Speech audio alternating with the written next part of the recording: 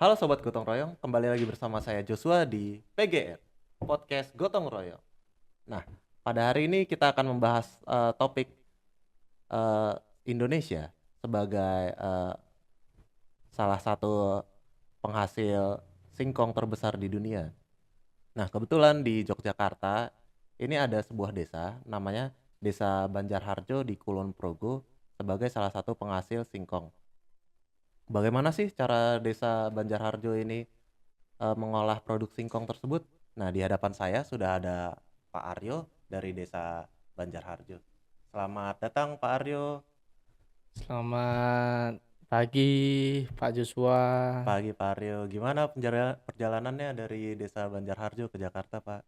Ya, alhamdulillah lancar dari saya juga, nggak ada kendala apapun. Alhamdulillah, Pak. Alhamdulillah. Pak, boleh cerita nggak sih sedikit tentang Desa Banjarharjo supaya sobat-sobat gotong royong ngerti nih gambaran Desa Banjarharjo itu seperti apa? Jadi di sini saya jelaskan terlebih dahulu ya, Mas Joshua. Jadi Desa Banjarharjo ini adalah salah satu desa di Kabupaten Kulon Progo. Desa kami letaknya di pegunungan ya, Mas. Untuk Kabupaten Kulon Progo sendiri itu berbatasan dengan Kabupaten Bantul, Kabupaten Magelang, dan Kabupaten Purworejo. Nah, untuk potensi di desa kami sendiri itu memang kebanyakan desa kami memproduksi olahan dari singkong karena kebetulan hasil bumi kami itu kebanyakan singkong. Wah, pas sekali Pak kalau gitu dengan topik hari ini. Kalau di Desa Banjarharjo sendiri, singkongnya kemudian diapakan sih Pak? Untuk singkong dari desa kami sendiri itu kami olah menjadi produk selondok. Oke, selondok ya Pak, menarik. Sebenarnya selondok itu apa Pak? Nah, saya jelaskan saja ya Mas. Mungkin saya jelaskan kalau selondok itu adalah olahan singkong. Mungkin untuk proses produksinya itu yang pertama kita singkong kita kupas lalu kita bersihkan. Kemudian habis itu setelah kita bersihkan kita tumbuk-tumbuk. Kemudian habis kita tumbuk-tumbuk kita bentuk. Kemudian kita keringkan, kita jemur di bawah terik matahari. Kemudian habis itu kita goreng Mas, seperti itu. Menarik sekali ya Pak, jadi penasaran, nggak sabar pengen cobain selondok. Nanti saya udah bawa oleh-oleh Oh boleh Pak, untuk oke. Mas Joshua. Boleh nanti aja lah ya Pak, Ya. setelah podcast ini berakhir. Nah, kira-kira Pak, dalam proses pengerjaannya dari singkong menjadi selondok, itu ada kendala nggak sih Pak?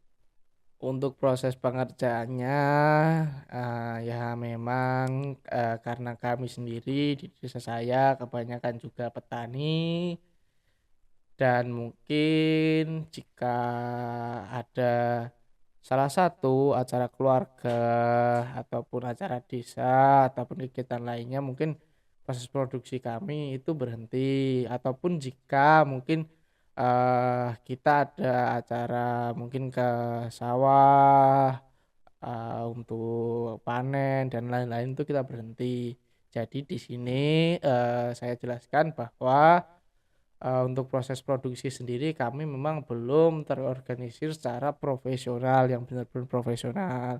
Kita masih sebatas usaha rumahan, Mas Joshua. Untuk kendala yang benar-benar kendala dalam proses produksi dari kami sendiri, untuk bahan baku ya mungkin untuk permintaan sekarang ya masih cukup. Hmm. Seperti itu. Jadi untuk proses produksi sendiri belum ada permasalahan yang berarti, Mas. Seperti itu. Nah, kalau dari proses produksi kan nggak ada masalah ya Pak. Kalau untuk apa produknya sendiri, pemasarannya sudah seperti apa ya? Nah, yang menjadi catatan besar bagi desa kami itu adalah yang bagian pemasaran, Mas. Karena untuk produk kami sendiri itu masih dalam cakupan pasar lokal. Pasar lokal yang kami maksud di sini adalah mungkin ya cuma sebatas sebatas di DIY aja, DIY dan sekitarnya. DIY itu ya kayak di Bantul, di Sleman, kemudian Magelang, kemudian juga mungkin di Klaten. Tapi mungkin kemarin kan pernah ada sesekali itu pernah ada di Papua, itu sekali doang. Kemudian kalau luar negeri juga pernah sekali doang, itu di Hong Kong. Namun itu mereka cuma kayak pengen pengen tahu aja lah gimana rasanya selondok itu, seperti itu.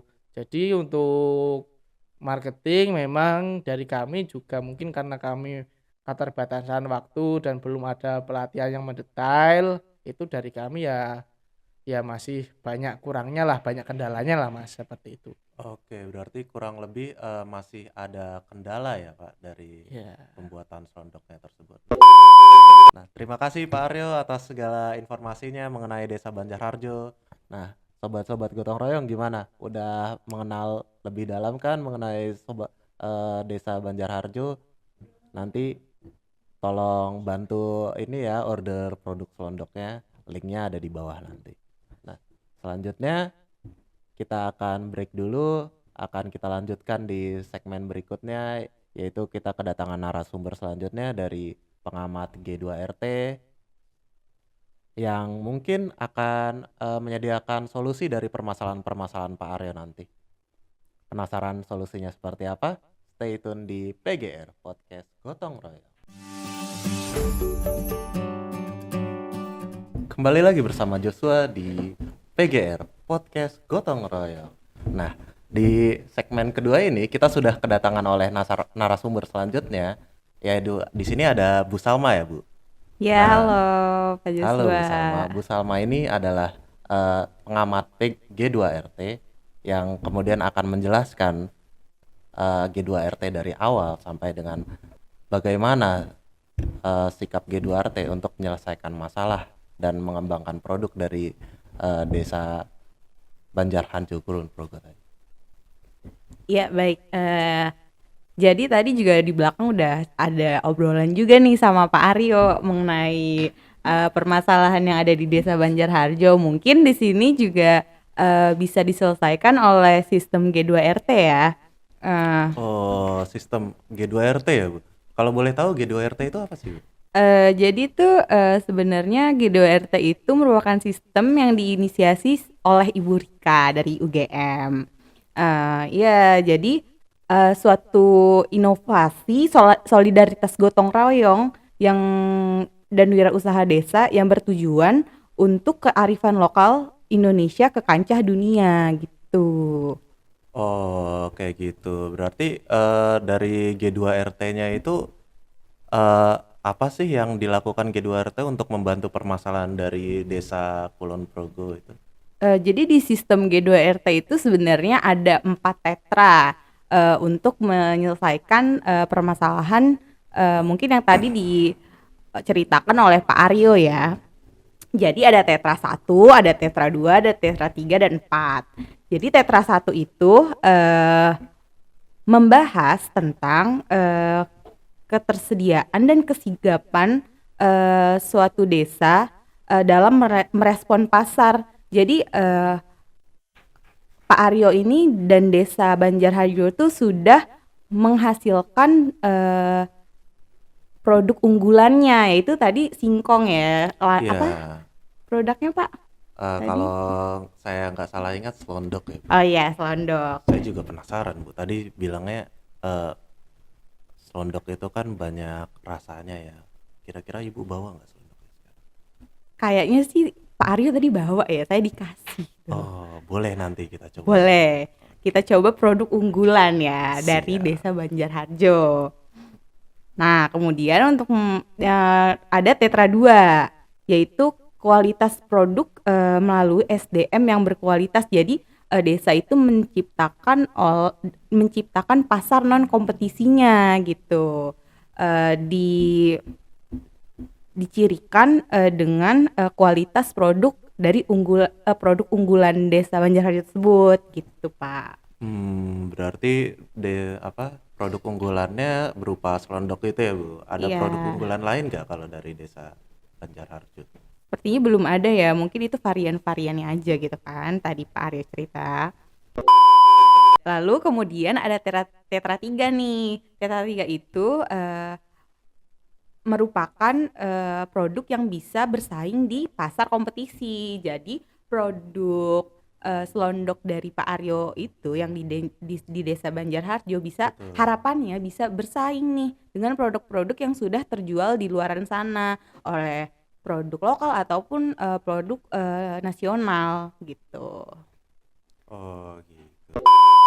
Bu Salma tadi dengar-dengar Ibu sempat ngebahas kalau di G2RT itu ada dari Tetra 1 sampai Tetra 4. Tetra 4 itu apa sih, Bu? Jadi tetra yang terakhir yaitu tetra 4 ya merupakan integrasi nih dari nilai-nilai gotong royong yang diharapkan dapat mengangkat kemandirian dan kewibawaan produk desa menjadi ikon dunia. Nah, di sini juga diinisiasikan adanya dana istimewa juga nih dari Yogyakarta. Mungkin itu juga bisa dibilang menjadi ikoniknya tuh seperti itu, gotong royong dan adanya dana keistimewaan dari Yogyakarta gitu. Oh, menarik sekali ya, Bu. Nah, Ibu juga tadi udah pernah mention ya, kalau G2RT ini berharap adalah sebuah gerakan untuk mendorong perekonomian dari desa menuju ke pasar global ya, Bu. Nah, Iya betul. kalau boleh tahu di Indonesia ini sudah berapa banyak desa sih yang sudah memakai sistem G2RT? Sebenarnya itu kan tercetusnya tuh baru di Yogyakarta ya Pak. Jadi baru ada 21 desa nih di Yogyakarta. Namun sepertinya Ibu Rika ingin mengembangkan di luar Pulau Jawa juga sih. Wah, berarti G2RT ini sudah sangat luar biasa ya, Bu. Semoga sistem G2RT ini bisa diterapkan lah di seluruh pelosok Indonesia ya, Bu, sampai go internasional semuanya. Amin, amin Pak Joshua. Terima kasih banyak nih. Semoga sukses nih buat podcast gotong royongnya makin global juga ya. Amin, bersama-sama saling global. Siap. Oke, terima kasih Bu Salma untuk waktu dan Ya, penjelasannya. terima kasih Pak Joshua. Nah, Sobat Gotong Royong, udah cukup paham kan mengenai G2RT ini? Selanjutnya kita akan ganti narasumber lagi, di mana narasumber selanjutnya adalah pakar dari operation manajemen untuk memberikan kita gambaran tentang gimana sih operasi manajemen di G2RT ini. Stay tune di PGR Podcast Gotong Royong.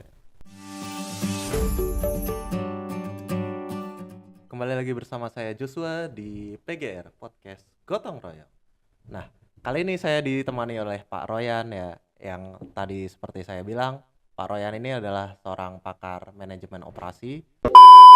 Menurut Pak Roy nih, sebagai ahli manajemen operasi, gimana sih Pak tentang permasalahan-permasalahan yang dihadapi Pak Aryo di Desa Banjarharjo? Untuk permasalahan pertama tadi itu, Mas Joshua, itu kan sempat dikatakan bahwa yang menjadi masalah itu kualitas ya. Iya, Kualitasnya nggak bisa konsisten katanya, betul gitu kan kan. tadi karena permasalahan juga ya waktu. Kadang ada Betul. acara keluarga, kadang ada kegiatan lain. Jadi produksinya sering terhambat gitu, Pak. Betul. Nah, sebenarnya kalau kita bicara soal kualitas produk, jauh sebelum itu kita harus bisa paham dulu nih. Ketika kita misalnya ingin mengolah sebuah singkong, pengen dijadiin apa sih? Dan dalam manajemen operasi itu kita mempelajari yang namanya product and service design. Nah, jadi mungkin kalau product and service design ini nih, Mas Joshua, kita akan melihat dari sebuah desa itu apa sih yang dimiliki gitu ya sebagai bahan baku. Kemudian bisa dijadikan apa gitu. Kalau tadi mungkin Pak Aryo sudah menemukan nih, dia punya singkong dijadikan selondok gitu kan. Nah, kemudian itu kalau tadi kita melihat dari yang tetra tadi, G2RT, Iya. itu sebenarnya kan masuk ke tetra 1 kalau saya tidak salah tadi ya. Oh, itu baru tetra 1 ya, Pak? Betul, itu tetra 1 masuknya. Mas Joshua kalau saya melihat tadi. Karena Tetra 1 katanya kan bahas soal bagaimana produk dan juga sumber daya manusia ya, kalau saya tidak salah tadi ya, Betul. dibicarakan di situ gitu. Nah, itu mungkin juga berkaitan tuh Mas Joshua dengan yang tadi dikatakan bahwa ini usahanya usaha tradisional, masih pakai kekeluargaan gitu kan. Kalau Pasti, misalnya pasti. ada urusan keluarga, wah udah deh tutup gitu kan. Nah, itu makanya mungkin yang tadi dikatakan G2RT itu bisa menjadi solusi seperti itu. Jadi berusaha untuk bisa membuat produk yang memang sesuai dengan potensi daerahnya, kemudian juga memanfaatkan dengan baik sumber daya manusianya. Karena kan kalau tadi saya nggak salah kata Pak Aryo, tetangga-tetangganya juga bikin ya. Tetangga-tetangganya bikin, Pasti. kemudian sebenarnya sudah lama juga produk selondok itu. Nah, jadi otomatis sih harusnya sebenarnya mereka bisa saling bantu ya, saling bergotong royong gitu kan. Ke Sesuai dalam dengan namanya ya. betul, ke dalam mungkin sebuah organisasi yang nanti jadinya mereka bisa bekerja sama. Kalau mungkin salah satu ada yang tidak bisa berproduksi, yang lain bisa berproduksi. Pak Roy kan Eh, bilang itu baru Tetra 1 ya, Pak. Nah, betul, baru kalau T1. kalau dari manajemen operasi itu untuk melangkah ke Tetra 2 sampai Tetra 4 itu seperti apa, Pak? Nah, kalau dua, Tetra 2 ini erat kaitannya dengan di manajemen operasi itu kita punya yang namanya Total Quality Management. Jadi Total bagaimana quality. dalam sebuah operasi kita berusaha untuk menjaga agar kualitas itu bisa sesuai dengan apa yang kita inginkan. Oh, Kemudian juga mulai dari prosesnya, kemudian juga hasilnya gitu ya. standarisasi produk ya. Betul, seperti itu. Kalau tadi saya tidak salah kata Bu Salma itu kan Tetra 2 kurang lebih fokus kepada kualitas produk di pasar non kompetisi ya. Sehingga memang Betul. ketika sebuah produk itu tidak melihat dulu nih kompetitornya nih Mas Aldo, dia bisa lebih fokus ke dalam. Artinya lebih mengetahui apa sih yang menjadi masalah tadi dalam sistem produksinya. Kenapa kok tadi katanya nggak konsisten ya ininya hasil dari selondoknya ini gitu kan. Kalau selanjutnya nih, Pak Roy, selanjutnya untuk Desa Banjarharjo sendiri dari sisi Pak Aryo, apa sih yang harus dilakukan untuk melangkah ke Tetra 3 dan Tetra 4? Iya, tentunya yang pasti Pak Aryo harus kerjasama nih dengan Bu Salma tadi ya. Dan Oh, mungkin juga dengan Ibu Rika selaku founders dari G2RT gitu. Untuk bisa memaksimalkan sistem itu tadi berjalan untuk membantu permasalahan-permasalahannya. Itu yang harus pertama. gotong royong ya Pak Roy. Betul, harus gotong Berarti royong Pak kuncinya. Aryo di belakang layar sama Bu Salma ya, harus tukeran nomor telepon ya. Oke, Betul. mantap. Atau mungkin juga Bu Salma harus jalan-jalan kali ke Desa Oke, Banjarharjo ya. harus ya, nanti ditunggu ya feeds IG-nya ya. Seperti itu, Pak. Nah, kemudian mungkin ada satu permasalahan tadi soal pemasaran ya, yang masih belum terpecahkan. Itu mungkin nanti akan terbantu tuh ketika desa Pak Aryo tadi sampai ke Tetra 3. Oh, kalau pemasaran itu masuk di Tetra 3, Pak? Kalau saya melihatnya seperti itu. Dan kalau dari sudut pandang operation management sebenarnya, itu masih ada hubungannya juga tadi dengan product and service design. Hmm. Tadi dari singkong, kemudian ada produk baru yang namanya Slondo, itu kan degree of newness. Nah, ketika mengembangkan sebuah produk itu biasanya orang-orang di manajemen operasi juga akan memikirkan tuh bersama dengan teman-teman di pemasaran atau marketing ya, Hmm. Mas Joshua, supaya nanti produk ini bisa berhasil bukan cuma diproduksi tapi juga dijual gitu. Oh. Oke, sangat super sekali ya teman-teman ya. Terima kasih Pak Roy atas penjelasannya dan Sama-sama waktunya. Mas Joshua, sukses selalu untuk PGR. Sukses juga buat G2RT dan Bu Rika dan kawan-kawan ya. Betul. Jangan lupa untuk beli produk Londok dari Desa Banjarharjo Kulon Progo dan pantau terus perkembangan G2RT dan jangan lupa untuk support kami di channel PGR Podcast Gotong Royong.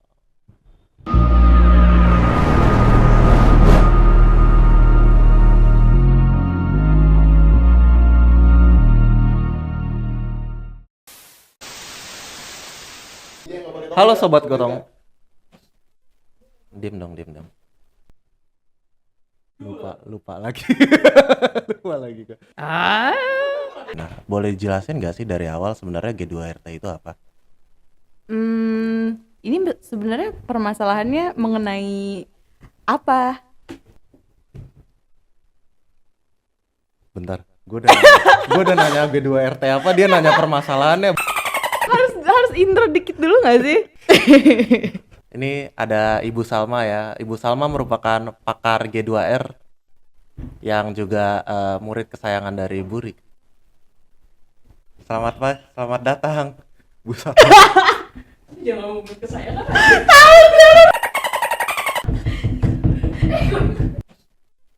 Diam dong.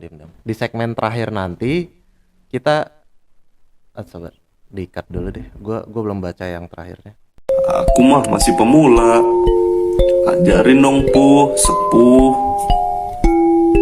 Sepuh, ajarin dong, masih pemula aku, sepuh. Itu Mas Aldo. Mas Joshua. Lupa gua. Deg-degan ya, Say. Pak Roy, boleh dijelasin nggak sih operation management itu apa? Apa? Apa tuh operation management? PGR Podcast Gotong Royong. Malu banget gue bangke.